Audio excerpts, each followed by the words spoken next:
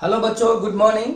मेरा नाम है भवानी सिंह और आप सभी का बहुत बहुत स्वागत है मेरा चैनल जिसका नाम है फिजिक्स बाय बीएस केलावत।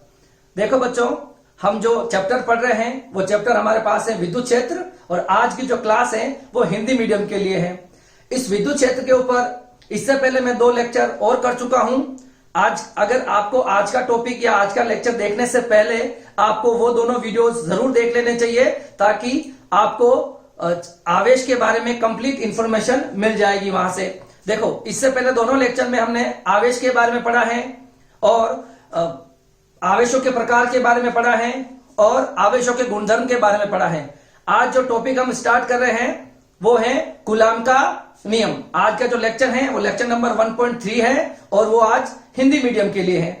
तो देखो, फ्रांस के एक वैज्ञानिक थे कूलाम सर, और 1785 में उन्होंने 2 आवेशों के मध्य लगने वाले बल के बारे में बताया। आपको पता है कि आवेश 2 प्रकार के होते हैं, धनावेश एवं ऋणावेश। और अगर समान प्रकृति के आवेश होंगे तो उनके मध्य प्रतिकर्षण होगा, और असमान आवेश होंगे उनके मध्य आकर्षण होगा। तो आकर्षण या प्रतिकर्षण जो होता है वो कितना होता है उसके बारे में जो कूलाम के नियम ने एक्सप्लेन किया है। तो सबसे पहले कूलाम का जो नियम है वो क्या कहता है कि 2 आवेशों के मध्य लगने वाले बल के बारे में। देखिए, अब 2 आवेशों के मध्य लगने वाले बल की बात कर रहे हैं तो दोनों जो आवेश होंगे उसकी क्या क्या कंडीशन है। तो देखिए, सबसे पहले दोनों आवेश होंगे वो स्थिर होंगे, ये सबसे पहली कंडीशन है।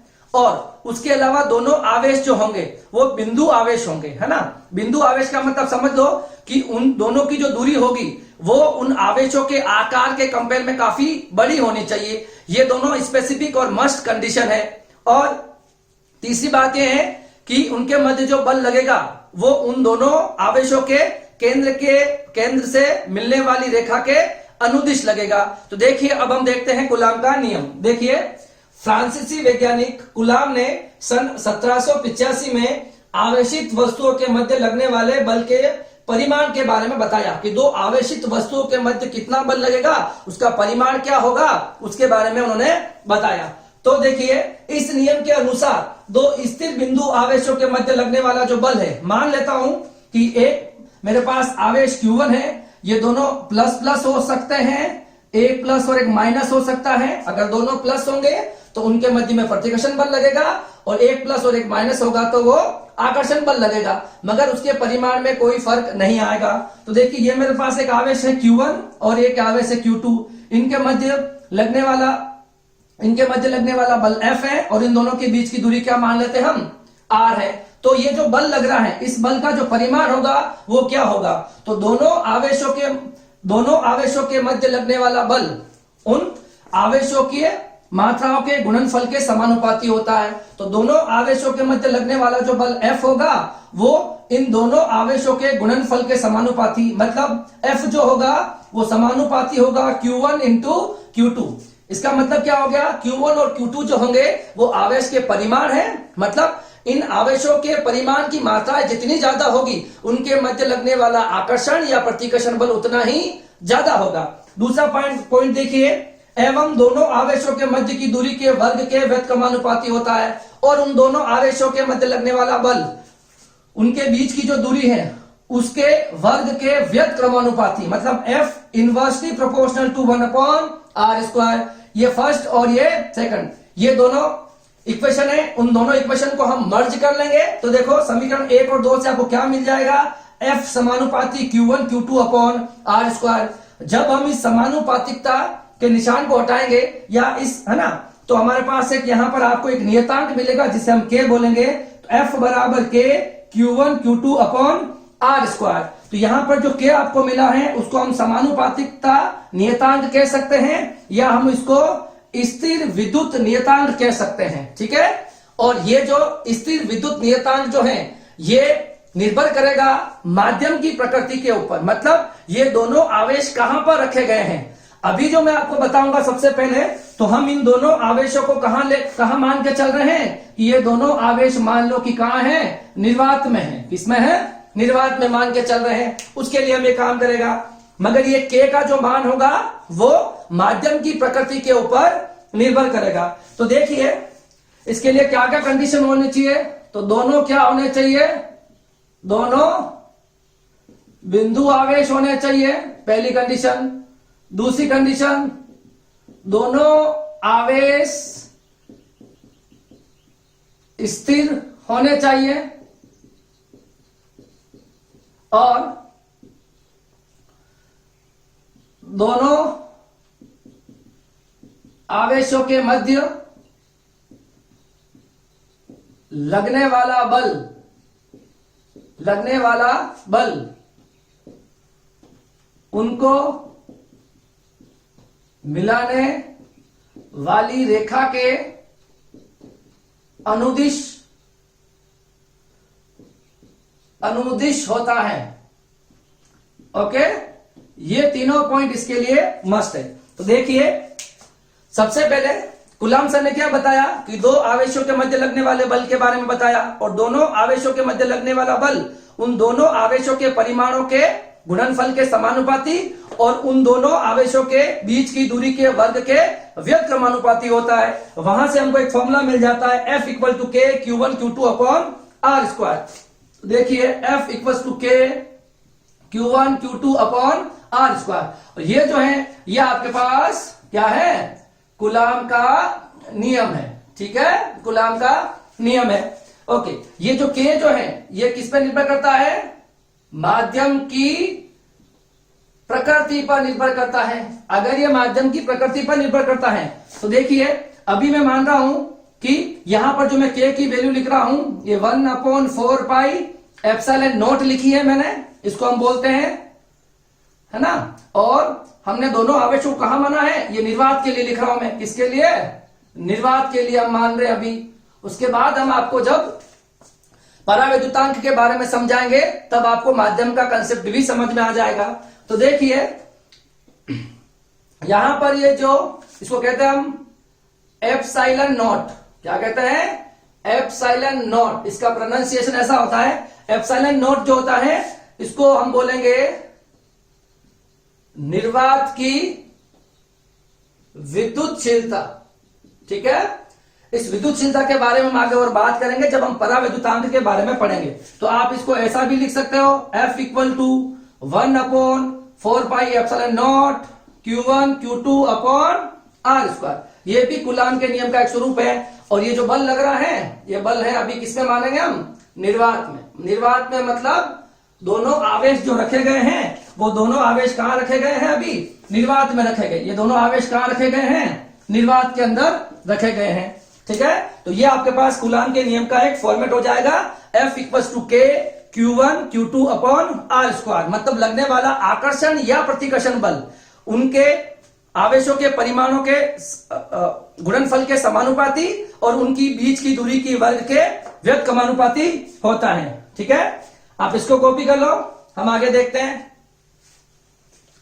देखो बच्चों, अभी हमने जो कूलाम का जो नियम देखा है उसमें हमने सपोज ये दो आवेश ले लेते हैं हम, Q1 और Q2। इसके बीच की दूरी R मान लेते हैं और इसके बीच में लगने वाला जो बल है वो हम F ले लेते हैं। तो कूलाम इन दोनों के आवेशों के मध्य लगने वाला बल कितना हो जाएगा, F K Q1 Q2 upon R square. ये मेरे पास अभी कूलाम का नियम हो जाएगा। ठीक है, ओके। यहां पर हम क्या क्या जानते हैं कि F हमारे पास क्या हो गया, बल, Q1 Q2 हमारे पास क्या हुए, आवेश, R हमारे पास क्या हुई, दूरी, और K क्या हो गया, स्थिर विद्युत नियतांक, है ना। ये हमारे पास एक नियतांक हो जाएगा जिसको हम स्थिर विद्युत नियतांक बोलते हैं। हम एक एक के बारे में देखते हैं। सबसे पहले हम K के बारे में ना, इस K के बारे में या स्थिर विद्युत नियतांक के बारे में जानना चाहते हैं। ठीक है, और आपको यह बात ध्यान रखनी कि अभी जो भी चीज हम पढ़ रहे हैं, अभी हमने निर्वात ले रखा है ना। ये दोनों आवेश कहां रखे गए हैं, निर्वात के अंदर रखे गए हैं। ठीक है, ओके। अब देखो, सबसे पहले मैं चाहता हूं, पहला पॉइंट जो है वो मैं चाहता हूं K की इकाई ज्ञात करना चाहता हूं, यूनिट चाहिए मुझे K की। मैं कैसे निकाल सकता हूं, देखो इस फॉर्मूले में मैं K को सेपरेट करूंगा तो FR square upon Q1 Q2। F को मैं लिख सकता हूं न्यूटन, आर स्क्वायर की यूनिट हो जाएगी, आर की होती मीटर, तो आर स्क्वायर की हो जाएगी मीटर स्क्वायर, और क्यू की होती coulomb, coulomb into coulomb, coulomb square. तो के की यूनिट मेरे पास क्या आ गई, न्यूटन मीटर स्क्वायर पर कूलम स्क्वायर। क्लियर है, ये मेरे पास के की यूनिट हो जाएगी। अब हम बात करेंगे के की विमा, है ना, के की विमा या विमीय सूत्र, है ना। मुझे अब के का क्या चाहिए, मुझे के का विमीय सूत्र चाहिए। तो देखिए के का विमीय सूत्र कैसा निकलेगा, देखो आपके पास F है यहां पर बल, और बल का विमीय सूत्र होता है m1 L1 T-2। ठीक है, कैसे निकाला जाता है, F जो होता है वो होता है द्रव्यमान इंटू त्वरण, और द्रव्यमान जो होता है उसकी यूनिट किलोग्राम होती है, और त्वरण जो होता है उसकी होती है मीटर पर सेकंड स्क्वायर। वो हम रखेंगे तो हमारे पास मिल जाएगा m1 L1 T-2। R जो होती है वो दूरी होती है R स्क्वायर, तो यहां हो जाएगा आपके पास L2। फाइन। अब हम बात करेंगे Q1 Q2, है ना। Q1 का फॉर्मूला क्या होता है, I बराबर Q अपॉन T, तो Q हो जाएगा I इंटू T। तो I को मैं लिखूंगा एम्पियर और टाइम को लिखूंगा मैं सेकंड, और स्क्वायर है तो मैं स्क्वायर कर दूंगा। ठीक है, अब देखो आगे K का विमीय सूत्र, इन दोनों को कंबाइन कर लेते हैं अभी। M1 L1 और L2, ये हो गया L3, और T हो गया आपके पास -2। फाइन। अब बात करेंगे अपन एम्पियर स्क्वायर की, एम्पियर स्क्वायर और सेकंड स्क्वायर, तो यहां हो जाएगा आपके पास A स्क्वायर, और सेकंड मतलब टाइम का स्क्वायर तो T स्क्वायर। इन वैल्यू को हम ऊपर भेजेंगे, M1 L3 T2 ऊपर जाएगा तो T की पावर -4, और A ऊपर जाएगा तो A की पावर -2। Fine, okay. अब इस K के बारे में तीसरा क्या होना चाहिए, K का मान जो होता है, K का मान माध्यम की प्रकृति पर निर्भर करता है ना, निर्भर करता है, एवं और भी है मापन पद्धति पर भी, है ना, मापन पद्धति पर भी निर्भर करता है ना। मतलब आप उसको MKS में नाप रहे हो, CGS में या FPS में, आप जो सिस्टम ले रहे हो किस में ले रहे हो, उस पर भी इस K का मान निर्भर करेगा। हम और K का जो मान होगा, है ना, K का जो मान होगा, K का मान मतलब निर्वात में, K का मान निर्वात में मतलब K की जो वैल्यू होती है वो होती 1/4 पाई एप्सिलॉन नॉट, जो कि होती है 9 इंटू 10 की घात 9, और यूनिट हम निकाल चुके हैं इसकी, है ना, न्यूटन मीटर स्क्वायर पर कूलम स्क्वायर। ठीक है, तो निर्वात में इस K का मान ये हो जाएगा। इस K का मान माध्यम पर निर्भर करेगा। अभी जो हम देख रहे हैं वो निर्वात के लिए देख रहे हैं, जैसे ही हम परावैद्युतांक देखेंगे तो आपको यहां का कंसेप्ट और क्लियर हो जाएगा कि इस K का मान कैसे वेरी करता है। तो जैसे हम परावैद्युतांक या निरपेक्ष या सापेक्ष विद्युतशीलता पढ़ेंगे तब आपको इसका कंसेप्ट और क्लियर हो जाएगा। अब K के अलावा देखो, अगर मैं आगे बात करते हैं, ठीक है, इस K के अलावा अब हम बात करेंगे फॉर्मूला अगर F का होता है, K की वैल्यू मैं ये रख दूं epsilon naught Q1 Q2 R square. हम मान लेते हैं कि इस पूरा का दोनों आवेश कहां रखे गए हैं, निर्वात में रखे गए हैं। फाइन। अब मुझे करना है इस एप्सिलॉन नॉट के बारे में बात। एप्सिलॉन नॉट क्या होता है, तो अब ये निर्वात में रखा गया है तो इसको हम बोलेंगे निर्वात की विद्युतशीलता। ठीक है, अब हम चाहते हैं कि इस एप्सिलॉन नॉट की इकाई क्या होती है, इसका विमीय सूत्र क्या होता है, और ये एप्सिलॉन नॉट का जो मान होता है वो कितना होता है वो निकाल लेते हैं। ठीक है, सबसे पहले अपन बात करेंगे एप्सिलॉन नॉट की इकाई। सबसे पहले हम बात करेंगे एप्सिलॉन नॉट की इकाई। तो देखो यहां से एप्सिलॉन नॉट को सेपरेट कर लो, एप्सिलॉन नॉट को यहां भेज दो, F को नीचे भेज दो, तो एप्सिलॉन नॉट क्या हो जाएगा 1/4 पाई F Q1 Q2 upon R square. Fine. अब देखो इसकी जो वैल्यू आएगी कैसे आएगी, देखो सबसे पहले इसकी इकाई निकाल रहे हैं तो F की होती है newton, coulomb into coulomb coulomb square, और metre into metre metre square. तो एप्सिलॉन नॉट की यूनिट क्या होगी, कुलाम स्क्वायर पर न्यूटन पर मीटर स्क्वायर, ये हो जाएगी इसकी यूनिट। अब आगे बात करेंगे कि इस एप्सिलॉन नॉट का विमीय सूत्र क्या निकालना है, विमीय सूत्र ये सारी चीजें इंपॉर्टेंट है, एग्जाम में 1 मार्क्स के अंदर कुछ भी पूछा जा सकता है, तो आपको बहुत ध्यान से इस थ्योरी को पढ़ना भी है ना। एप्सिलॉन नोट को देखो, इसके सी स्क्वायर है ना, कूलाम होता है I इंटू टी, तो एम्पियर इंटू सेकंड और हो जाएगा होल स्क्वायर, ठीक है। यहां पर देखिए न्यूटन मतलब फोर्स, तो यहां हो जाएगा m1 L1 T माइनस 2, ठीक है। और नीचे मेरे पास है डिस्टेंस है, तो ये हो जाएगा आपके पास L2। इसको देखो, ये हो जाएगा आपके पास a स्क्वायर, सेकंड मतलब t के लिए है तो T2, और ये हो जाएगा, इनको कंबाइन कर लेते हैं तो m1 L2 और L1 L3 और t माइनस 2। इन दोनों को देखो अब कंबाइन करेंगे अपन। सबसे पहले m1 को ऊपर भेजेंगे तो m माइनस 1, L को ऊपर भेजेंगे तो L माइनस 3, ठीक है, और t को ऊपर भेजेंगे तो t माइनस 4 और a2, ठीक है। ये हमारे पास एप्सिलॉन नोट का विमीय सूत्र हो जाएगा। देखिए इसको वापस देख लो, एप्सिलॉन नोट क्या हो गया 1/4 पाई f q1 q2 upon r square, ठीक है। यहां पर हम इसको न्यूटन कूलम स्क्वायर पर मीटर स्क्वायर, तो एप्सिलॉन नोट का विमीय सूत्र क्या आ जाएगा, ये हमारे पास हो जाएगा एम्पियर इंटू सेकंड, तो a2 t2, ठीक है। इसका m1 L1 t माइनस 2 और इसका हो जाएगा L2।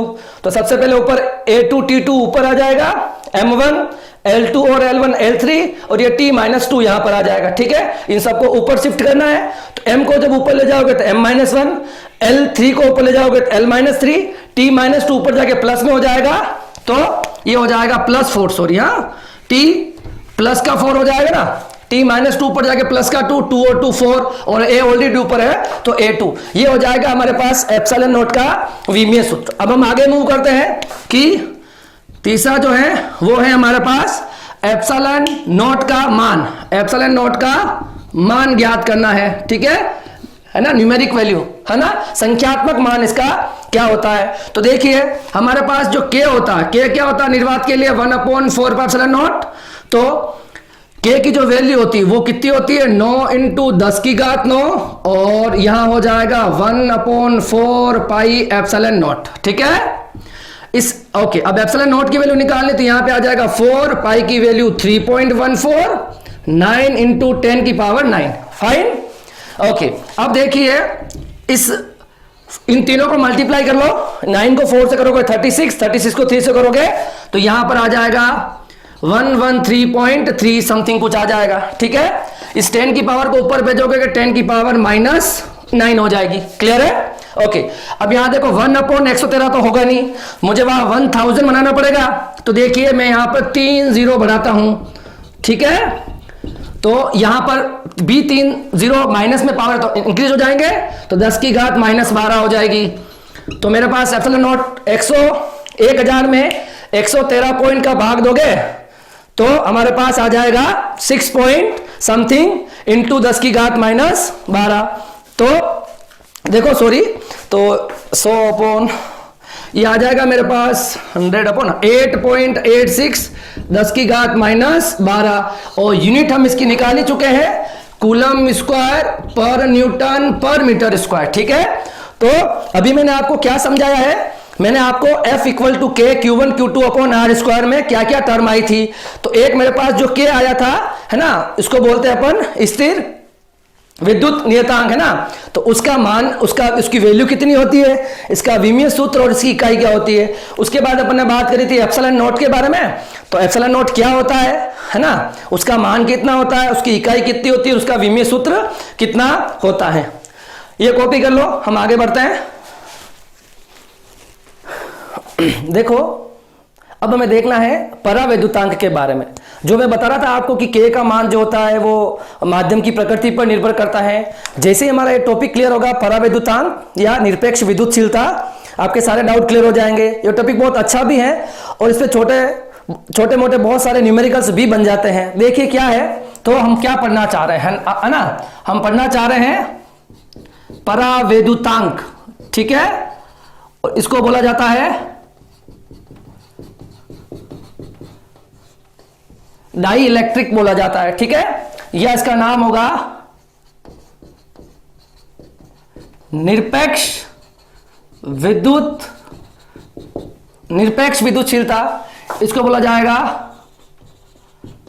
रिलेटिव परमिटिविटी या परमिटिविटी, ठीक है, रिलेटिव परमिटिविटी। इसका जो सिंबल बुक में यूज किया गया है वो एप्सिलॉन आर या के हो सकता है, ठीक है, हम कुछ भी यूज कर सकते हैं, तो यहां पर मैं हाल फिलहाल एप्सिलॉन आर यूज करने वाला हूं, ठीक है। इसको समझने के लिए हम क्या करेंगे, इसको समझने के लिए हम क्या करेंगे कि सबसे पहले हम दो आवेश लेंगे, ठीक है, दोनों आवेश को निर्वात में रखेंगे और फिर उसी आवेश को हम किसी माध्यम में रखेंगे वही दूरी पर, और हम दोनों में लगने वाले बल के अनुपात निकालेंगे और वही उसकी क्या हो जाएगी, विद्युतशीलता, या यूं कह सकते हैं परावैद्युतांक या निरपेक्ष विद्युतशीलता कहलाएगी। देखिए सबसे पहले मैंने यहां पर दो कोई आवेश लिए सपोज, ठीक है, यहां मैंने दो आवेश लिए, इसके बीच की दूरी सपोज आर है और इसके बीच में लगने वाला जो फोर्स है वो एफ हो जाएगा, ठीक है, बल जो है। तो मैं क्या इसके लिए कूलाम का नियम इसमें लगाऊंगा तो क्या हो जाएगा, F 1/4 pi epsilon naught Q1 Q2 upon R square, ठीक है। और यहां पर इस एप्सिलॉन नोट का क्या मतलब है, तो ये हो जाएगा, निर्वात की बात कर रहे हैं तो निर्वात की विद्युतशीलता, ठीक है।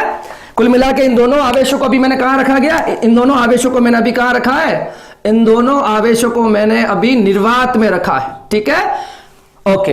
अब इन्हीं दोनों आवेशों को उतनी ही दूरी पर मैं किसी माध्यम में रख दूंगा, ठीक है, कोई भी माध्यम हो सकता है, कांच है, पानी है, ग्लास है, मिका है, किसी में भी इसको प्लेस कर दो, ठीक है। Q1 Q2 और ये R है, तो इस पे लगने वाला बल मैं इसको F0 नाम दूंगा, तो ये मीडियम के लिए, माध्यम के लिए FM नाम दे देंगे, ठीक है। इसमें भी आप कूलाम का नियम लगाओगे तो इसमें जैसे कूलाम का नियम लगाओगे तो क्या हो जाएगा, 1/4 pi epsilon m Q1 Q2 upon R square, ठीक है। तो ये मेरे पास हो जाएगा, ओके। अब देखिए आप इसमें एप्सिलॉन m क्या है, तो ये हो जाएगी आपके पास माध्यम की विद्युतशीलता, ठीक है। मेरी स्पीड ज्यादा तेज तो नहीं है, ठीक है। देखिए अब देखिए हमको निकालना क्या है, एप्सिलॉन आर निकालना है। तो सबसे पहले हम क्या करेंगे, हम इन दोनों का अनुपात एक समीकरण में दूसरे का भाग है ना, सेकंड का डिवाइड कर देंगे, ठीक है। तो ये हो जाएगा F0 अपॉन FM, ठीक है, और इसी को बोला जाएगा एप्सिलॉन आर, ठीक है। एक तो फॉर्मूला ये हो जाएगा, मतलब दो आवेशों के मध्य निर्वात में लगने वाला बल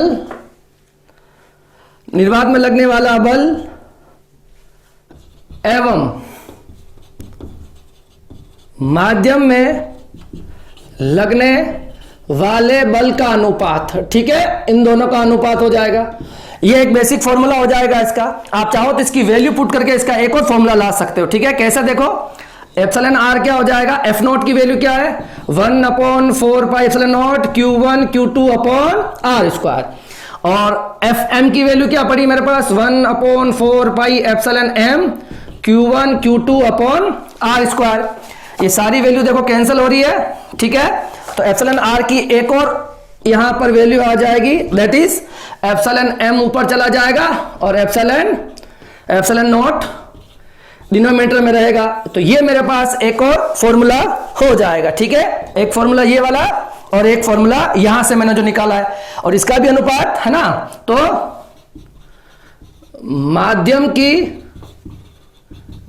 माध्यम की विद्युतशीलता एवं निर्वात की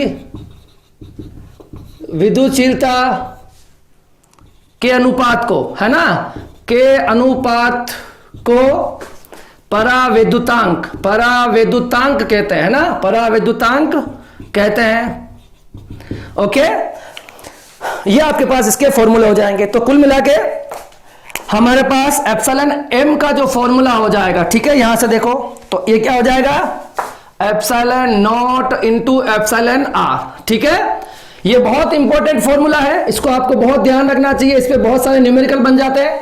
एप्सिलॉन एम का मतलब यहां पे क्या हो गया, तो यहां पे हो जाएगा माध्यम की विद्युतशीलता, एप्सिलॉन नॉट मतलब निर्वात की विद्युतशीलता, और एप्सिलॉन आर जो होता है इसी को बोलते हैं परावैद्युतांक, और ये परावैद्युतांक का जो मान होगा वो प्रत्येक माध्यम के लिए अलग अलग होगा। देखिए अभी जो हमने इससे पहले कूलाम का जो नियम पढ़ा है, उस कूलाम के नियम को मैंने कैसे लिखा था, देखिए निर्वात के लिए तो 1/4 पाई, तो अब आपको इस फॉर्मूले को लिखना चाहिए 1/4 pi epsilon M Q1 Q2 R square. ये आपके पास कूलाम के नियम का सही फॉर्मेट होना चाहिए, और इसको एक्सपांड करके हम ऐसा लिख सकते हैं 1/4 पाई एप्सिलॉन एम की वैल्यू क्या हो गई, epsilon naught epsilon R Q1 Q2 upon R square. तो ये हो जाएगा 2, है ना, तो ये हो जाएगा फॉर्मूला। देखो हमने जो कूलाम का जो नियम निकाला था, है ना, देखो तो एप्सिलॉन आर का मान 1 होता है कहां पर, निर्वात में, ठीक है। एप्सिलॉन आर का मान 1 का होता है निर्वात में, जो सबसे न्यूनतम मान है ना, न्यूनतम मान सबसे यही होता है, ठीक है। ओके, तो देखिए अगर आपको कूलाम का नियम का फॉर्मेट चाहिए, वो हमने निर्वात के लिए किया था, निर्वात में एप्सिलॉन आर की वैल्यू 1 होती है, तो क्या फॉर्मूला आ जाएगा वापस 1/4 pi epsilon naught Q1 Q2 upon R square, है ना। तो ये हो जाएगा माध्यम के लिए फॉर्मूला, ठीक है, और ये हो जाएगा निर्वात के लिए फॉर्मूला आपको ये यूज करना चाहिए, ठीक है। अब देखिए इस एप्सिलॉन आर की छोटी थोड़ी सी कहानी और देखते हैं हम यहां पर, है ना, एप्सिलॉन आर के बारे में और देखते हैं।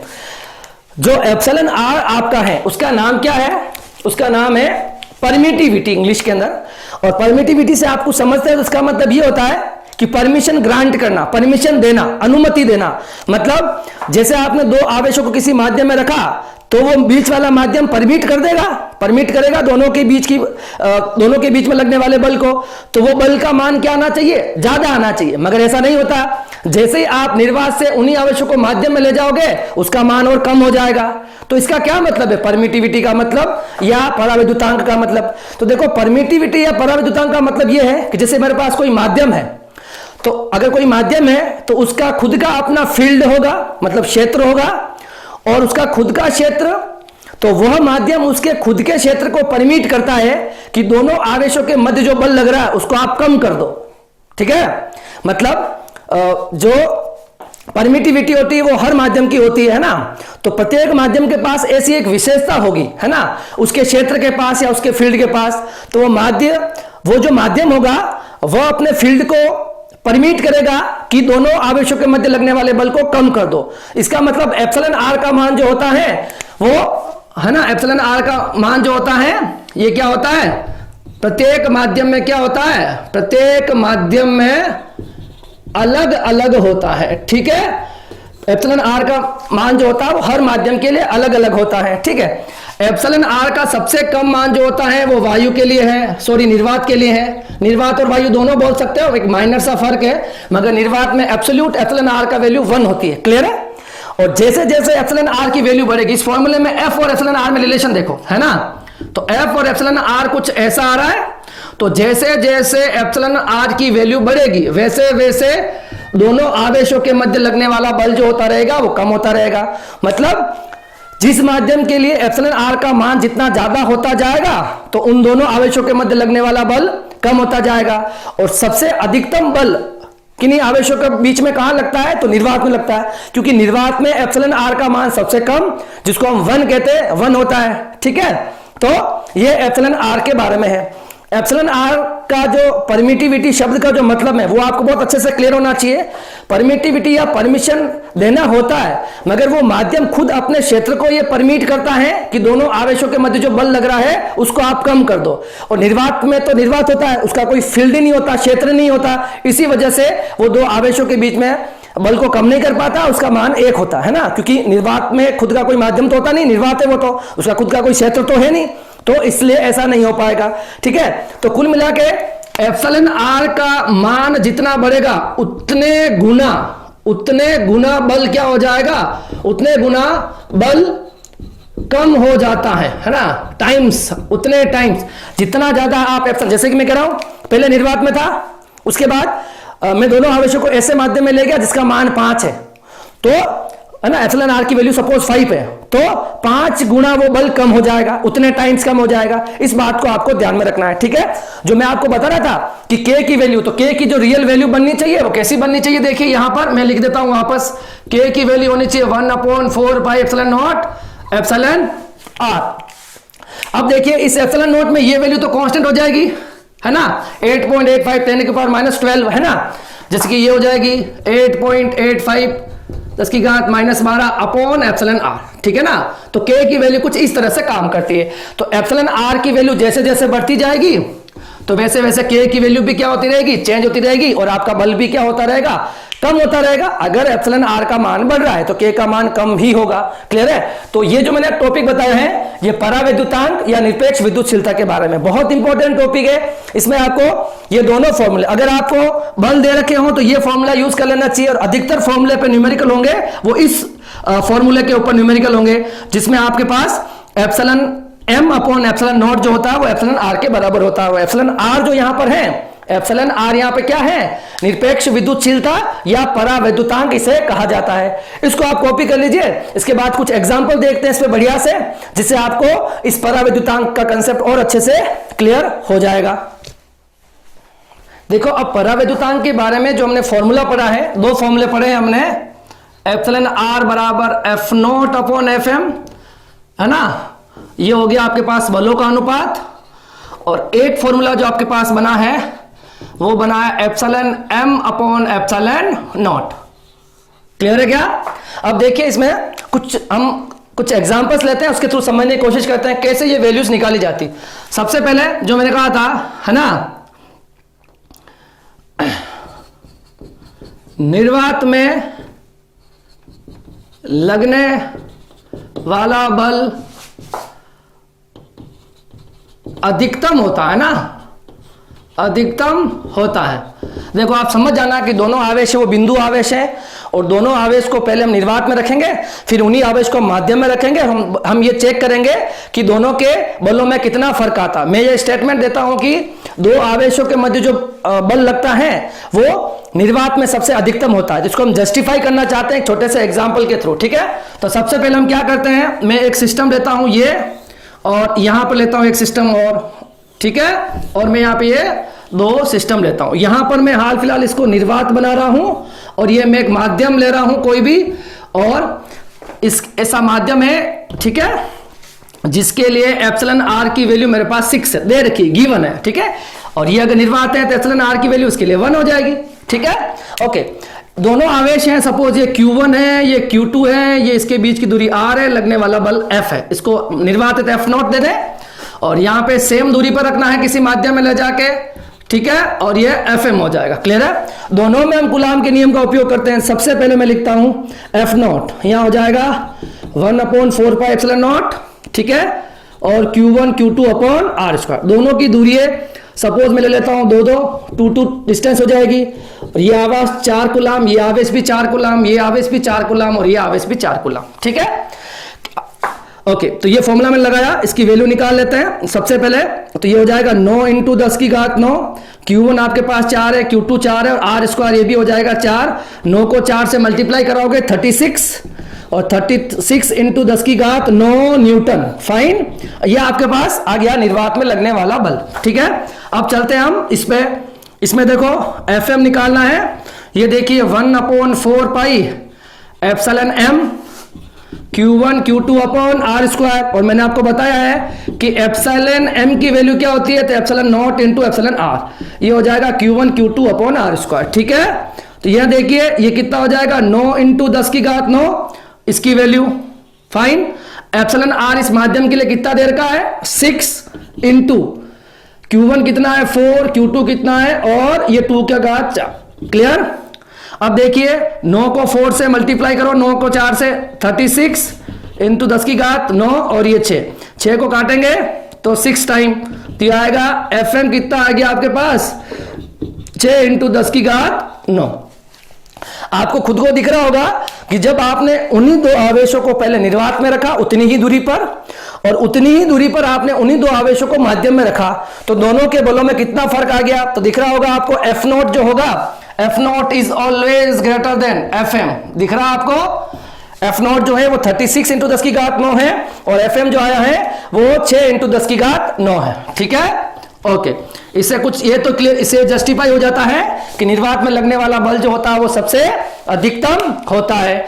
अब देखिए दूसरा न्यूमेरिकल हम करना चाह रहे हैं। ठीक है, तो दूसरा न्यूमेरिकल देखिए, जैसे कि मेरे पास यहां पर मेरे पास Q1 है और ये मेरे पास Q2 है, और इसके बीच की दूरी मेरे पास सपोज मान लो D है, और इसी तरह से ये Q1 है, ये Q2 है, और इसके बीच की दूरी मान लो D/2। इसमें लगने वाला बल F है, इसमें लगने वाला F/2 है। ये आपको गिवन दे रखा है। ये जो पूरा सिस्टम है, समझना इसको, ये पूरा सिस्टम है निर्वात के लिए, और ये जो पूरा सिस्टम है ये है सपोज माध्यम के लिए। आपको इसके एप्सिलॉन आर की वैल्यू है ना, माध्यम जो है उसमें आपके पास परावैद्युतांक का क्या मान होगा वो कैलकुलेट करना है। जैसा जैसा क्वेश्चन कह रहा है वैसे वैसे वैल्यू को पुटअप कर दो।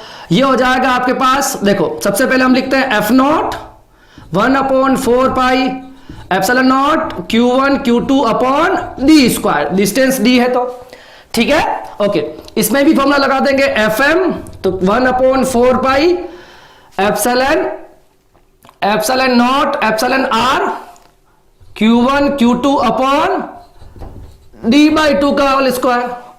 ठीक है ना। अब आपको एप्सिलॉन आर की वैल्यू निकालनी है, तो देखिए हम क्या कर लेंगे, F नॉट अपॉन FM कर लेंगे। ठीक है, तो ये हो जाएगा 1/4 pi epsilon naught Q1 Q2 upon D square. ये हो जाएगा 1/4 pi epsilon naught epsilon R D square by 4। ठीक है, सॉरी Q1 Q2 नहीं लिखा मैंने, Q1 Q2 D square by 4, यही तो कह रहा है। ठीक है, अब देखिए ये वैल्यू कैंसिल आउट हो जाएगी, Q1 Q2 कैंसिल आउट हो जाएगा, डी स्क्वायर कैंसिल आउट हो जाएगा। ओके, अब देखो एफ नॉट की वैल्यू कितनी हो जाएगी, तो एफ है, ये देखिए एफ नॉट की वैल्यू निर्वात में, और एफ एम की वैल्यू कितनी दे रखी है, तो ये दे रखी है आपके पास F/2। क्लियर है। अब देखिए यहां पे हमारे पास क्या हो जाएगा, यहां पे क्या बचा देखिए 1/, एप्सिलॉन आर ऊपर चला जाएगा और ये 4 यहां डाउन में रह जाएगा। क्लियर है, एफ से एफ कैंसिल हो जाएगा, 2 ऊपर चला जाएगा, एप्सिलॉन आर इंटू 4। ठीक है, और epsilon R equals to 4 into 2, ये हो जाएगा हमारे पास 8। ठीक है, तो ये जो माध्यम है, ये जो माध्यम है इसके अंदर इसका जो परावैद्युतांक है उसका मान कितना आ गया, 8 आ गया है। क्लियर है, तो ये इस पे एक सेकंड न्यूमेरिकल हो जाएगा। आप इसको कॉपी कर लो, मैं एक न्यूमेरिकल और देख लेते हैं इसके साथ में ही जल्दी।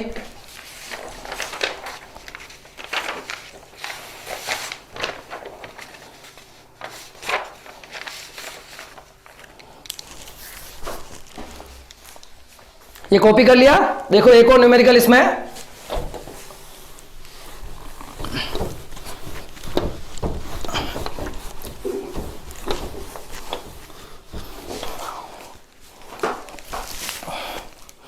देखिए इसमें क्या है, ये थर्ड न्यूमेरिकल इसके ऊपर, ये Q1 मान लो, ये Q2 मान लो, इसके बीच की दूरी को हम D ले लेते हैं। एक और सिस्टम लेंगे, उन्हीं चार्ज को ले जाएंगे, Q1 Q2, उसके बीच की दूरी D है।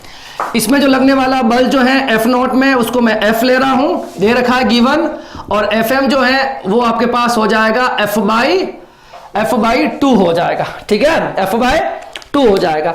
आपसे पूछा ये जा रहा है कि ये आपके पास निर्वात हो जाएगा, ये हमारे पास क्या हो गया निर्वात, और ये हमारे पास क्या हो गया माध्यम। ठीक है, तो आप अपने थ्रू सोल्व कर सकते हो इसको फटाफट, इसमें भी कूलाम का नियम लगाओ, इसमें भी लगाओ, दोनों को डिवाइड करो, और इसके लिए एप्सिलॉन आर की वैल्यू क्या होगी वो फाइंड करनी है, फटाफट करो।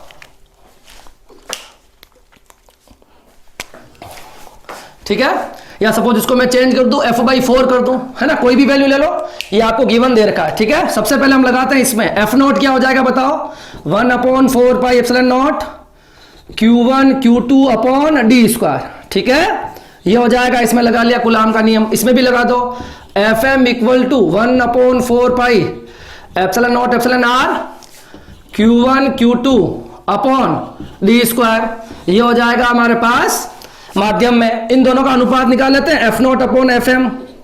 ठीक है, तो ये हो जाएगा ऊपर 1/4 Q1 Q2 d स्क्वायर, और ये हो जाएगा 1/4 epsilon r Q1 Q2 d square. ये सारी वैल्यूज कैंसिल आउट हो जाएगी, ठीक है। एप्सिलॉन r ऊपर चला जाएगा तो F0/Fm, और ये जो हो जाएगा ये हो जाएगा एप्सिलॉन r।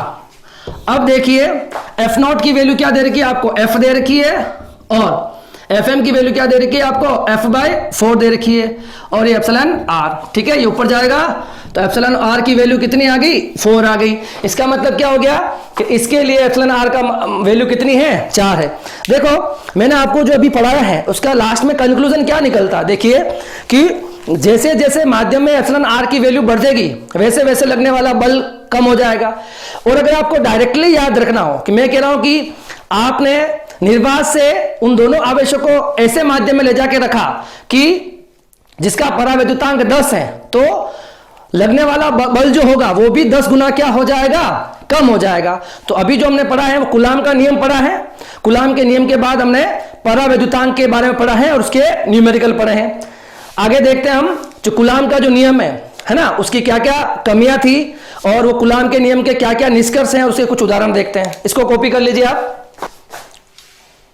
देखिए अब हम देखना चाह रहे हैं कूलाम के नियम के कुछ उदाहरण देख लेते हैं। तो उदाहरण है ना, कूलाम के नियम के उदाहरण, ठीक है। कोई भी उदाहरण आपको आना चाहिए। जैसे कूलाम का नियम होता है वो आवेशों के मध्य लगता है, तो जैसे कि हमारे पास ये एक परमाणु है और ये नाभिक है, ठीक है। तो इस नाभिक और इन इलेक्ट्रॉन के बीच में बल लगता है, इसको हम कूलाम का बल कह सकते हैं, है ना। तो हम कह सकते हैं परमाणु के नाभिक एवं इलेक्ट्रॉन के मध्य लगने वाला बल, इसका एक उदाहरण हो सकता है। ओके, सेकंड एग्जांपल देखो, जैसे आपका कोई अणु होता है, वो परमाणु से मिलकर बनता है और उस अणु के अंदर वो सारे परमाणु जो होते हैं वो बंधे हुए रहते हैं, या यूं कह सकते हैं सब आपस में आकर्षित करते हैं, है ना। तो अणु के परमाणुओं के मध्य लगने वाला बल, ये कूलाम के नियम के कुछ उदाहरण हो सकते हैं, ठीक है। ओके, अब कूलाम के नियम के उदाहरण के बाद कि कूलाम का नियम के लिए आपको क्या क्या वैलिडिटी चाहिए या क्या क्या आपको उसके लिए चाहिए होता है ना। तो कूलाम का नियम वैसे कहां कहां सत्य है या तो किन किन दूरियों के लिए सत्य है, तो उसके लिए हम लिख सकते हैं, है ना। तो कूलाम का जो नियम होता है, कूलाम का नियम आपको पता होना चाहिए कि आपके परमाणु का आकार 10⁻⁻10 से 10⁻⁻11 के नियर अबाउट होता है, और नाभिक का जो आकार होता है वो 10⁻⁻15 के आकार का होता है। तो ये आपको पता होना चाहिए कि ये आकर्षण या प्रतिकर्षण बल जो है ये नाभिक के अंदर तो काम तो करेंगे नहीं। सोच के देखो, नाभिक के अंदर कौन है, प्रोटॉन है, प्रोटॉन पे प्लस प्लस चार्ज है, फिर भी उनके मध्य आकर्षण बल लग रहा है। नाभिक के अंदर प्रोटॉन भी है और न्यूट्रॉन भी है, न्यूट्रॉन के ऊपर कोई आवेश नहीं है, फिर भी उनके मध्य क्या लग रहा है, आकर्षण बल लग रहा है। इसका मतलब नाभिक के अंदर ये कूलाम का नियम वैलिड नहीं है। तो नाभिकीय दूरियों से बाहर तक, मतलब 10⁻⁻15 से आ जाओ और आप अनंत तक चलो या कुछ 1000 किलोमीटर तक चलो, कूलाम का नियम वैलिड होगा, है ना। तो आर की जो वैल्यू होगी वो हो सकती है 10⁻15 टू अनंत तक, है ना। यहां तक आपका कूलाम का नियम क्या होता है, वैलिड होता है या सत्य होता है, ठीक है। इस बात को आपको ध्यान में रखना चाहिए।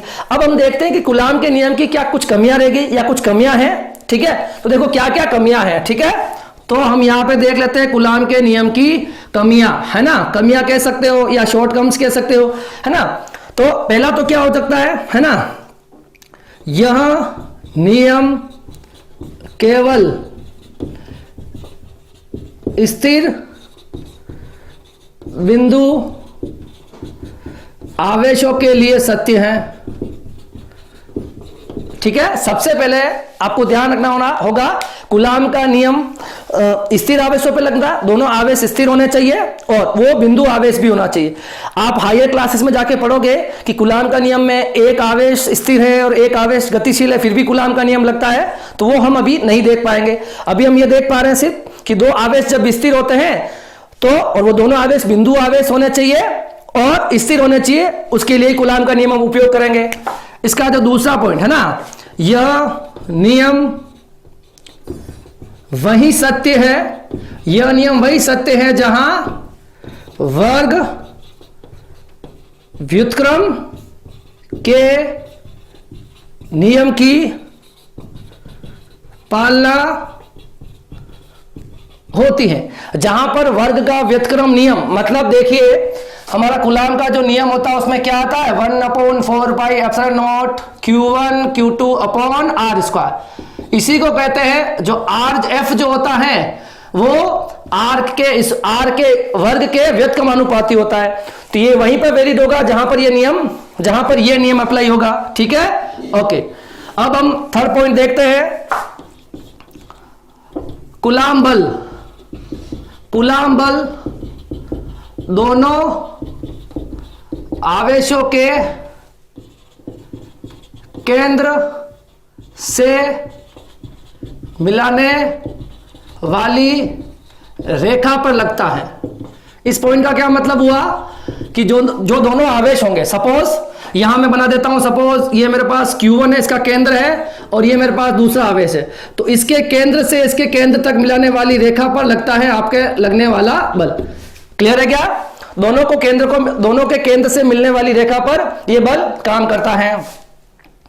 और अगर आपके पास दोनों अगर कोई ऐसे आवेश हुए जिनकी, तो इनका केंद्र हम नहीं निकाल पाएंगे, तो इसके बीच का बल निकालना भी मुश्किल है। मतलब दो अनिश्चित आकार है ना, दो अनिश्चित आकार के आवेशों के मध्य बल ज्ञात करना कठिन है, क्योंकि दोनों के मध्य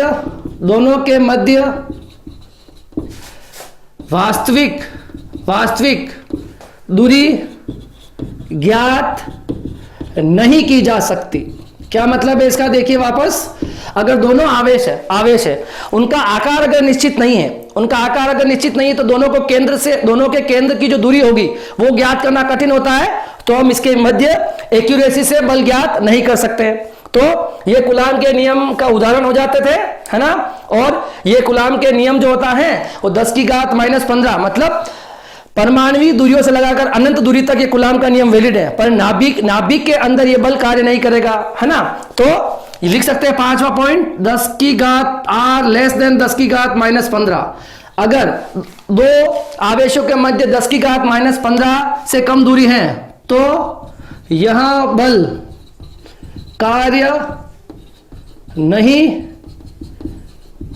कार्य नहीं करता है। मतलब अगर दो आवेशों के मध्य दूरी 10⁻15 से भी कम हो जाएगी, मतलब नाभिकीय दूरियां कह सकते हो आप, है ना। तो नाभिकीय दूरियों में यह बल कार्य नहीं करते। आपको पता है कि नाभिक के अंदर सिर्फ आकर्षण बल लगता है, तभी तो नाभिक रह सकता है, स्टेबल है ना, तभी तो नाभिक स्टेबल है। क्योंकि आपको पता है अगर प्रोटॉन है नाभिक के अंदर और प्लस के बीच में प्रतिकर्षण होता है, इसका मतलब तो कभी नाभिक क्रिएट ही नहीं होना चाहिए। अगर नाभिक है, इसका मतलब अब ये क्यों नहीं होता है, इसका हमारे पास अभी कोई जस्टिफिकेशन नहीं है, मगर नाभिकीय दूरियों के लिए ये कूलाम का जो बल का नियम है ये कार्य नहीं करता है। तो ये जो मैंने आपको अभी बताया है, ये कूलाम के नियम के कुछ उदाहरण बताए हैं, और ये कहां पर सत्य है, ठीक है। और इनकी कुछ जो कमियां हैं, उस कूलाम के नियम की कमियां मैंने आपको बताई हैं। अब इसके बाद हम देख लेते हैं कि जो गुरुत्वाकर्षण बल का जो नियम था, जो 11th क्लास में पढ़ा था, F = G m1 m2 upon r square, और एक हमारे पास था विद्युत बल जो हमने अभी पढ़ा है कूलाम का नियम, F = K Q1 Q2 upon r square. तो दोनों में क्या क्या डिफरेंसेस है वो देख लेते हैं। इसको आप कॉपी कर लो फटाफट।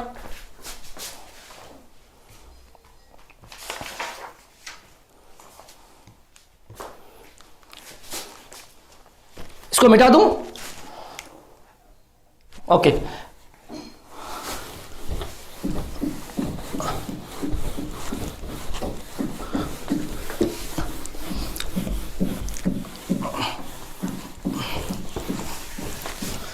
अब देखिए, हम देखना चाहते हैं कि एक हमारे पास होता है विद्युत बल, ठीक है, विद्युत बल, इसको हम इलेक्ट्रोस्टैटिक फोर्स कहते हैं।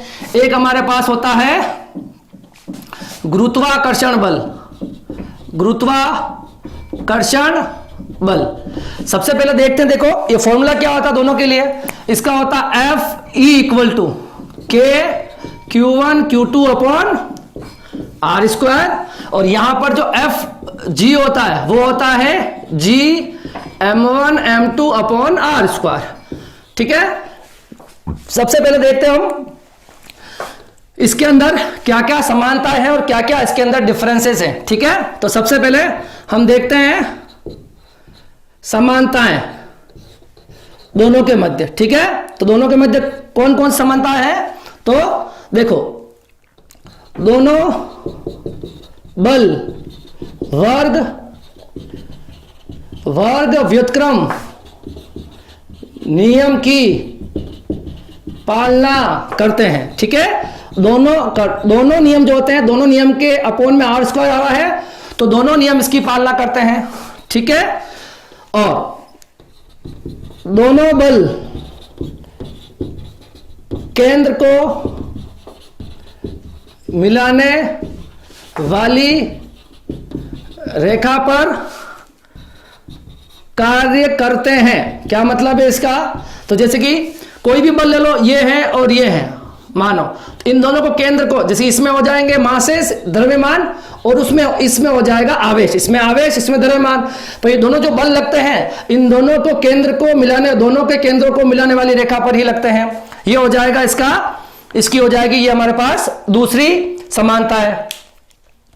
और अब देखिए समानता है तो ये हो जाती है इसकी, और तीसरा देखिए, तीसरा इसमें असमानता है क्या क्या है, और समानता ये भी लिख सकते हो कि दोनों बल संरक्षी होते हैं ना। क्या होते हैं, दोनों बल संरक्षी होते हैं। क्या मतलब है संरक्षी का, मतलब आप 11वीं क्लास में अच्छे से पढ़ते हो, मतलब बलों के विरुद्ध किया गया कार्य पथ पर निर्भर नहीं करता, रास्ते पर निर्भर नहीं करता। ठीक है ना, तो इन बलों के विरुद्ध किए गए कार्य जो होंगे वो किस पे निर्भर नहीं करते हैं, कार्य जो होते हैं वो पथ पर निर्भर नहीं करते, पथ मतलब रास्ता, निर्भर नहीं करते हैं। ठीक है, तो ये तीनों हो जाएगी इसकी समानता। असमानताएं क्या क्या है देखिए, इसका जो नियतांक है, इसका नियतांक है K, और K जो होता है 1/4πε0 होता है, और K का मान माध्यम की प्रकृति पर निर्भर करता है ना। पहला तो इसमें असमानता क्या हो जाएगी, और इसमें G जो होता है ये आपके पास हो जाएगा सार्वत्रिक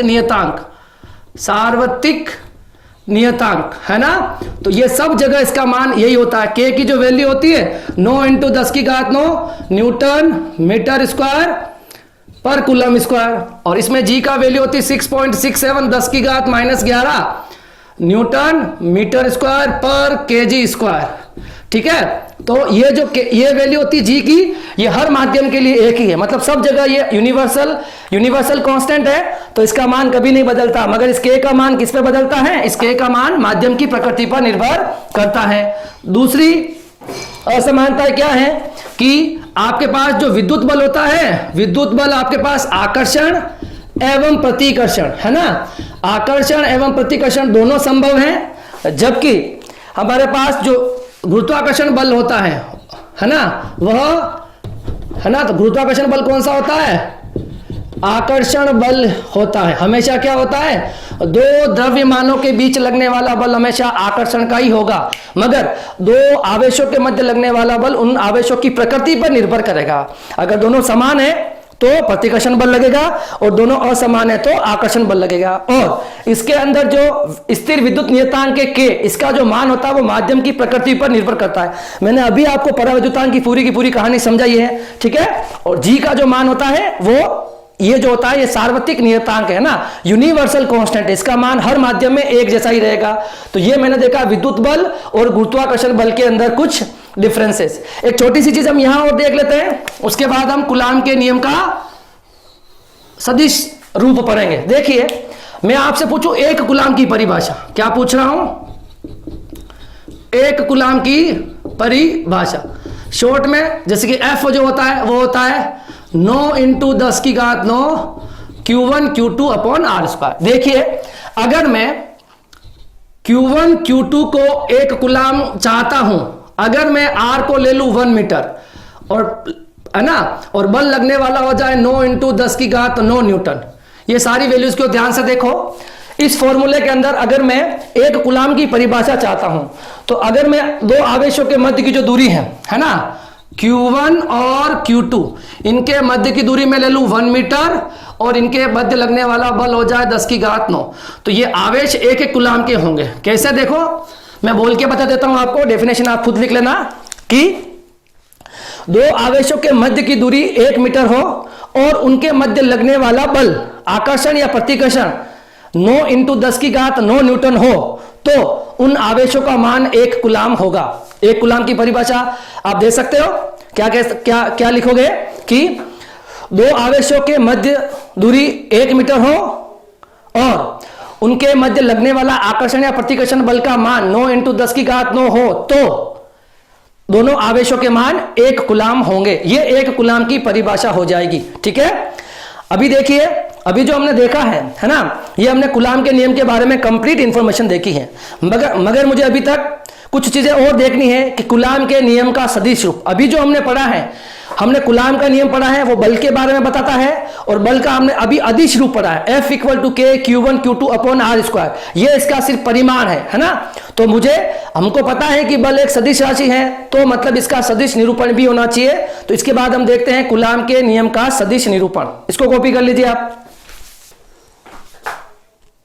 देखो अब हमें पढ़ना है कूलाम के नियम का सदिश रूप, है ना। कूलाम के नियम का सदिश निरूपण। ठीक है, देखिए अभी हमने जो कूलाम का नियम जो पढ़ा है, कूलाम के नियम में हमने एक जो आंसर निकाला था, वो कूलाम का नियम तो था, वो कुछ इस तरह से था।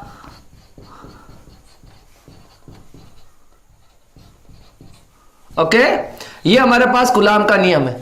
और कूलाम का नियम क्या बताता है? दो आवेशों के मध्य बल को बताता है। और आपको पता है बल जो होती है एक सदिश राशि होती है, और सदिश का मतलब उसका परिमाण भी होगा और दिशा भी होगी।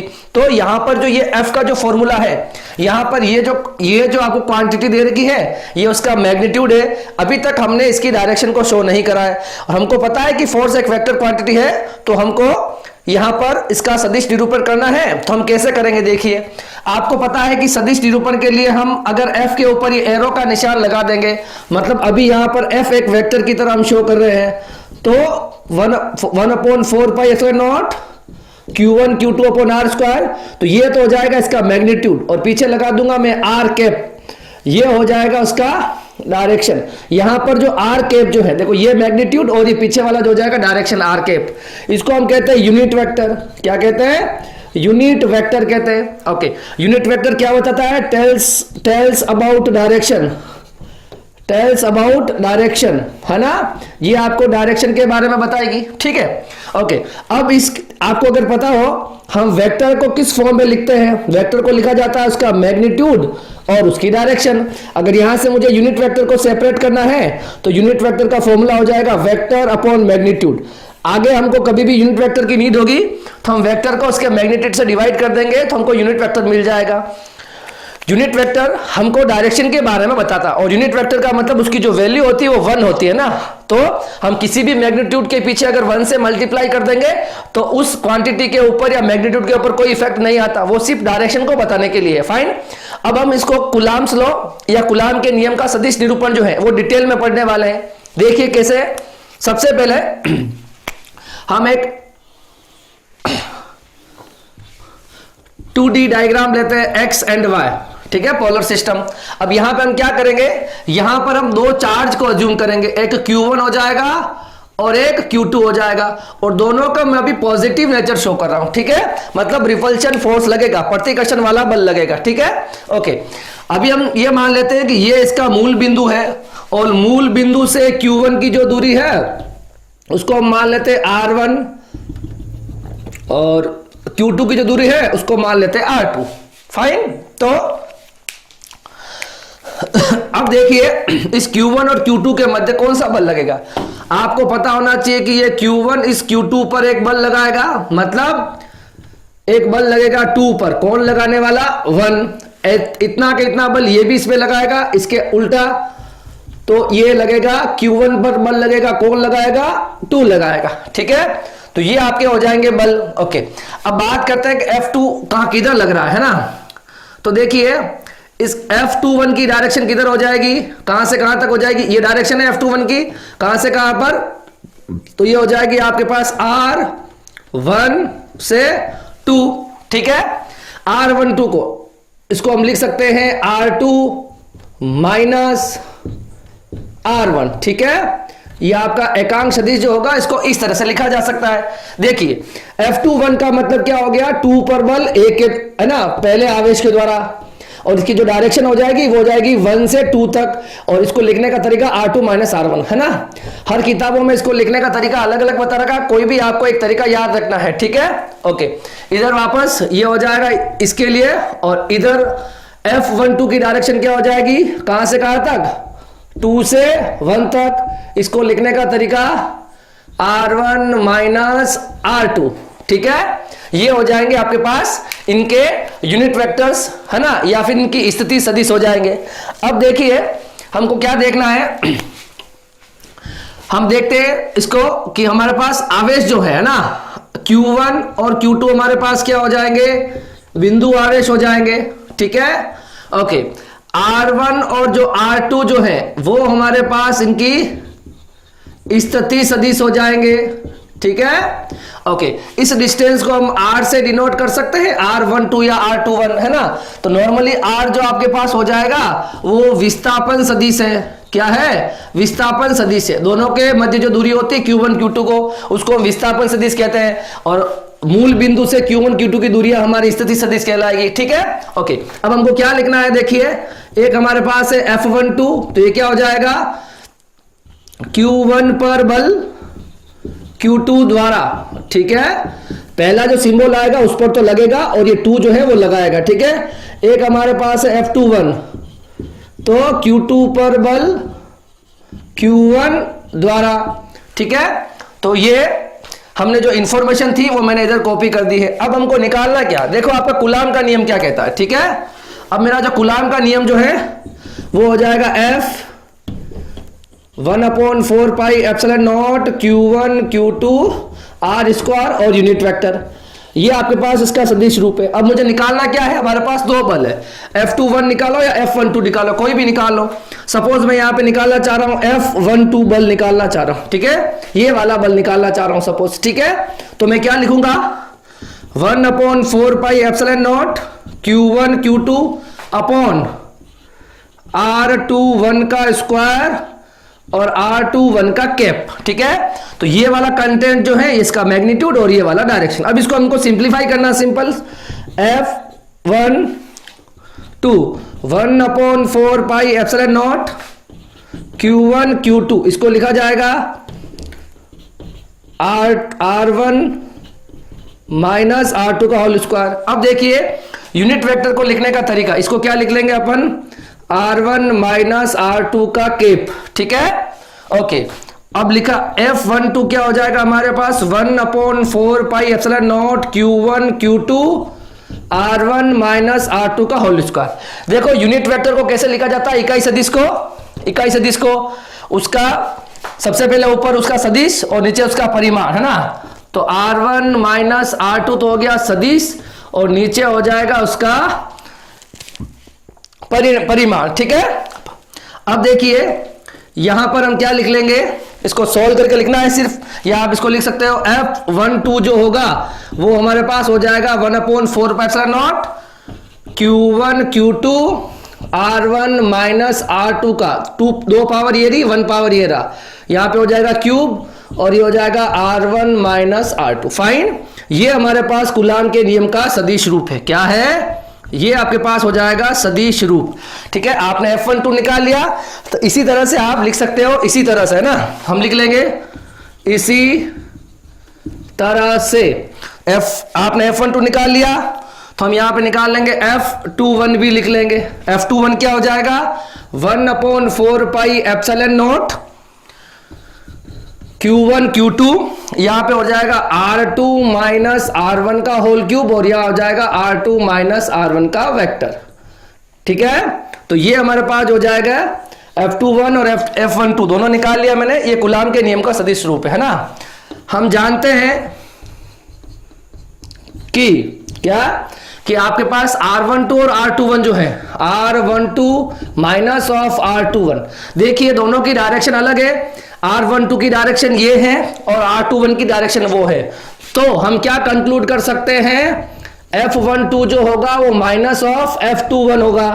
ठीक है, ओके, तो ये इसका क्या मतलब हो गया, देखो इसका मतलब हो गया है ना, दोनों बल बराबर एवं विपरीत दिशा में, एवं विपरीत दिशा में लग रहा है,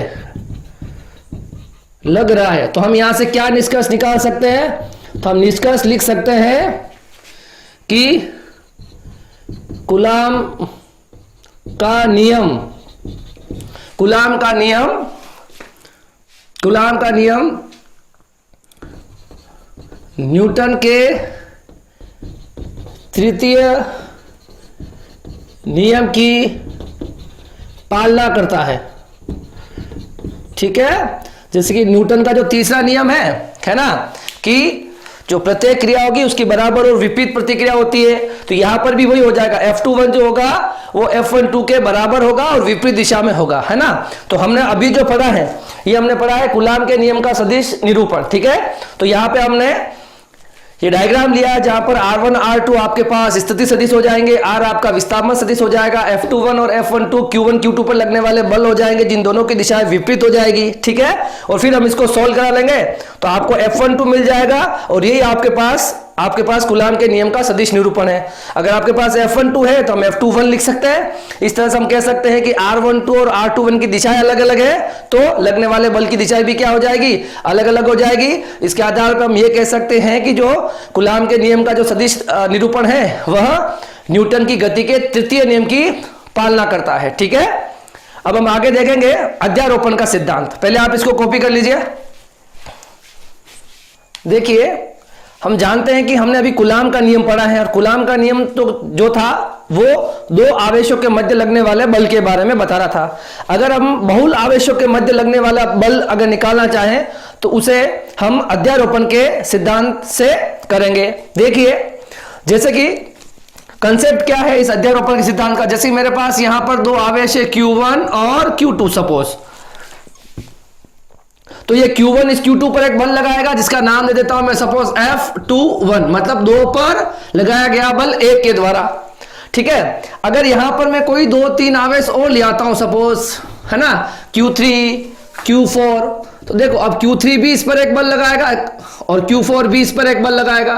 इसको हम नाम दे देंगे 2 पर लग रहा है और 4 लगा रहा है, इस पे दे देंगे 2 पर लग रहा है और 3 लगा रहा है। तो इस तरह से हम क्या कह सकते हैं कि हम एक विशेष आवेश पर, है ना, अगर एक बहुल आवेशों का निकाय है और मैं एक विशेष आवेश पर कुल बल ज्ञात करना चाहता हूं तो उन सभी आवेशों द्वारा लगाए गए अलग अलग बल का सदिश योग जो होगा वो उस आवेश पर कुल बल आ जाएगा। मतलब अगर मुझे अभी इस Q2 पर कुल आवेश निकालना है तो इन तीनों को मैं जोड़ दूंगा, इनका सदिश योग कर दूंगा, है ना। जैसे कि इस पर आ रहा है 2 पर, तो ये हो जाएगा F21 plus F24 plus F23, मतलब इन तीनों बलों को मैं जोड़ दूंगा तो इस Q2 पर लगने वाला कुल बल पता चल जाएगा। ठीक है, तो ये हमारे पास जो कंसेप्ट है ये अध्यारोपण का सिद्धांत है। देखिए अब इसको डिटेल में देखते हैं हम क्या कह रहा है। दो आवेशों के मध्य बल कूलाम के नियम से प्राप्त होता है। जब आवेशों का समूह एक विशेष आवेश पर बल लगाता है तो वह हमें अध्यारोपण के सिद्धांत से ज्ञात किया जाता है। इसका जो स्टेटमेंट है, परिभाषा कैसी हो जाएगी, जब कई आवेश एक विशेष आवेश पर बल लगाते हैं तो उस आवेश पर परिणामी बल सभी आवेशों द्वारा लगाए गए अलग अलग बलों के सदिश योग के बराबर होगा। मतलब एक विशेष आवेश होगा, मेरे पास सपोज 5 आवेश है और मैंने किसी एक आवेश पर बाकी चारों द्वारा बल ज्ञात करना चाहता हूं, तो उस जिस पर मुझे बल ज्ञात करना है उस पर जो कुल बल जो होगा वो उन सभी आवेशों द्वारा लगाए गए अलग अलग बलों के सदिश योग के बराबर होगा। देखो इसको डायग्राम से समझते हैं हम। जैसे कि मैं एक ये निकाय का सिस्टम लेता हूं, ठीक है। इसमें देखिए यहां मैं बहुल आवेश बना देता हूं। सपोज यहां मैं Q0 लिखता हूं, ये मेरा एक आवेश हो जाएगा जिस पर मुझे कुल बल ज्ञात करना है। जैसे कि मैं यहां लिखता हूं Q1, Q2, Q3 so up to Qn। मेरे पास ये n आवेश है, ठीक है। तो माना यहां लिख सकते हैं हम, माना n आवेश Q1, Q2, Q3, Qn है, ठीक है। और इन सब की दूरियां भी बना देते हैं हम। यहां से मूल बिंदु से इसकी दूरी हो जाएगी R1, इसकी हो जाएगी R2, इसकी हो जाएगी R3, इसकी हो जाएगी Rn, ठीक है। तो ये इनके हो जाएंगे स्थिति सदिश, है ना। स्थिति सदिश क्या हो जाएंगे? स्थिति सदिश हो जाएंगे R1, R2, R3 so up to Rn है। ये इनके स्थिति सदिश हो जाएंगे, ठीक है। अब देखिए मुझे बल ज्ञात करने हैं, ठीक है। तो देखो Q1 इस पर एक बल लगाएगा जिसको मैं नाम दे दूंगा, 0 पे लग रहा है और 1 लगा रहा है। यहां देखिए 0 पर लग रहा है, 2 लगा रहा है। यहां पर देखिए 0 पर लग रहा है, 3 लगा रहा है। और यहां पे देखिए 0 पे लग रहा है और n लगा रहा है, ठीक है। तो इस तरह से बल लग गए। अच्छा, यहां पर मुझे इनके ये वाले विस्थापन सदिश चाहिए, है ना। ये दूरियों का छेद कैसे लिखूंगा मैं? 1 से लगाकर 0, 2 से लगाकर 0, 3 से 0 और n से 0। ये मेरा इसका डायग्राम हो जाएगा अध्यारोपण के सिद्धांत के लिए, ठीक है। तो देखिए अब देखिए हम क्या करेंगे। अब इसमें हम कूलाम के नियम लगाएंगे। सबसे पहले Q1 और या फिर हम देख लेते हैं जो Q0 पर नेट बल या कुल बल F0 हो जाएगा और जो किस सबका जोड़ हो जाएगा F01, देखिए F02, F03 और ये हो जाएगा F0n। इन सब की वैल्यू हम रख देंगे और हमको F0 निकालना है। देखो सबकी वैल्यू रख देंगे हम। F01 की वैल्यू क्या हो जाएगी? 1/4 पाई एप्सिलॉन नॉट, ठीक है। और ये हो जाएगा Q1 Q0 R1 का स्क्वायर और यह हो जाएगा R1 का केप। इसी तरह से देखो अब हमको देखना है F02, तो 02 या 20, ठीक है। तो यहां पर मैंने लिखा है 10 कर देता हूं, 20, 30 और n0, ठीक है। अब देखिए अगला देखिए 1/4 pi epsilon not Q2 Q0 R2 not का स्क्वायर R2 नॉट का होल कैप, ठीक है। इसी तरह से देखो ये आगे बढ़ता जाएगा और n के लिए लिख देंगे 1/4 pi epsilon not Qn Q0 upon R n0 का स्क्वायर Rn0 का कैप, ठीक है। तो इसको सोल्व करना है, बस ये अध्यारोपण का सिद्धांत हो जाएगा हमारे पास, ठीक है। देखिए अब इसको कैसे सोल्व करेंगे, क्या कॉमन आ रहा है? F0 है हमारे पास और कॉमन क्या आ रहा है? 1/4 एप्सिलॉन नॉट और Q0 कॉमन आ रहा है।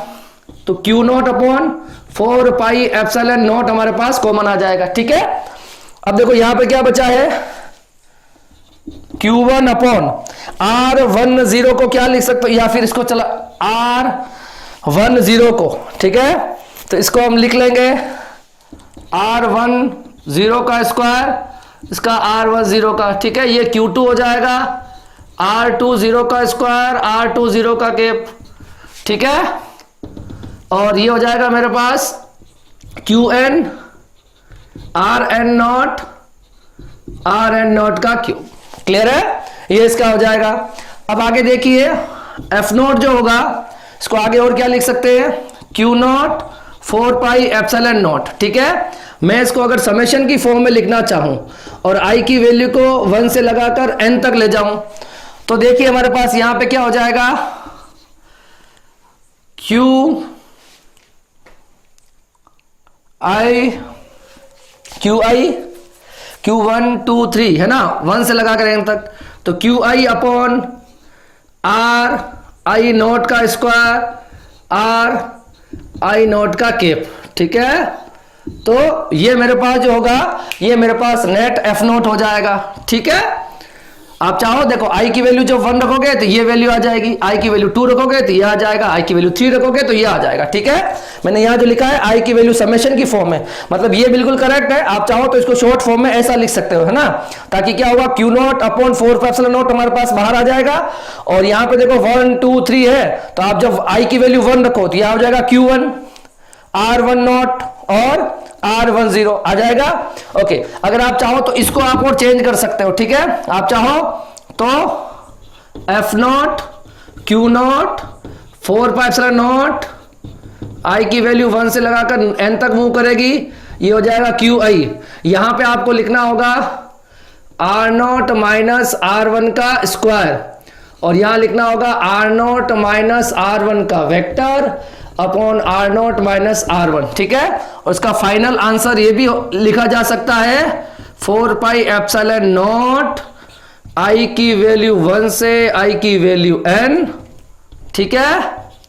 और यहां पे हो जाएगा QI upon R not minus का क्यूब हो जाएगा, 2 पावर ये 1 पावर ये, और पीछे R नॉट माइनस R1, ठीक है। तो ये आपके पास अध्यारोपण के सिद्धांत का, वैसे यहां तक आप लिख सकते हो, आप चाहो तो यूनिट वेक्टर को ओपन करके ये एक्सप्रेशन भी लिख सकते हो, और ये हो जाएगा आपके पास अध्यारोपण का सिद्धांत। तो अध्यारोपण का सिद्धांत क्या था कि दो आवेशों के मध्य जो बल बताता है वो है कूलाम का नियम। अगर हमको बहुल आवेशों के मध्य बल ज्ञात करना है तो हमको अध्यारोपण का सिद्धांत लगाना होगा। जैसे कि मेरे पास बहुल आवेश है और मैं किसी एक आवेश पर कुल बल ज्ञात करना चाहता हूं, तो बाकी सभी आवेशों द्वारा लगाए गए अलग अलग बलों के सदिश योग के बराबर हो जाएगा, ठीक है। तो सिंपल सी बात है, इसमें कूलाम का नियम लगा दो, इसमें लगा दो, इसमें लगा दो, इसमें लगा दो, सबको ऐड कर दो, ये आपको बता देगा अध्यारोपण का सिद्धांत, ठीक है। मतलब ऐसा नहीं हो सकता कि ये आवेश इस पे जो बल लगा रहा है और इस आवेश के आने से इस पर लगने वाले बल पर कोई प्रभाव नहीं आएगा, ये अपना अलग प्रभाव इस पर रखेगा और इसके आने से ये इस पर अलग प्रभाव रखेगा, ठीक है। तो ये आपके पास है अध्यारोपण का सिद्धांत। तो देखिए अभी हमने इसकी थ्योरी पार्ट कंप्लीट कर लिया है, कूलाम्स लॉ का कंप्लीट कर लिया है, और अब हमको न्यूमेरिकल पे जाना होगा। और ये आज का लेक्चर बहुत ज्यादा बड़ा हो गया है, तो हम नेक्स्ट शायद हो सकता है 1 या 2 लेक्चर में हमको सिर्फ कूलाम्स लॉ के ऊपर न्यूमेरिकल ही करने होंगे, ठीक है। तो आज जो पढ़ाया गया उसका कंसेप्ट आपके पास बहुत अच्छा होना चाहिए, क्योंकि कूलाम्स लॉ के ऊपर भी, कूलाम के नियम के ऊपर भी सवाल बनते हैं, और अध्यारोपण के सिद्धांत पर भी सवाल बनते हैं, और कूलाम के सदिश निरूपण के ऊपर भी सवाल बनते हैं। और जहां तक परावैद्युतांक का बात है तो हमने उस पर कुछ क्वेश्चंस किए थे, वो 1 मार्क्स के क्वेश्चन उसके ऊपर भी आते हैं, ठीक है। तो आज की क्लास के लिए इतना ही, थैंक यू सो मच। हम मिलते हैं नेक्स्ट क्लास में, stay safe at home, thank you.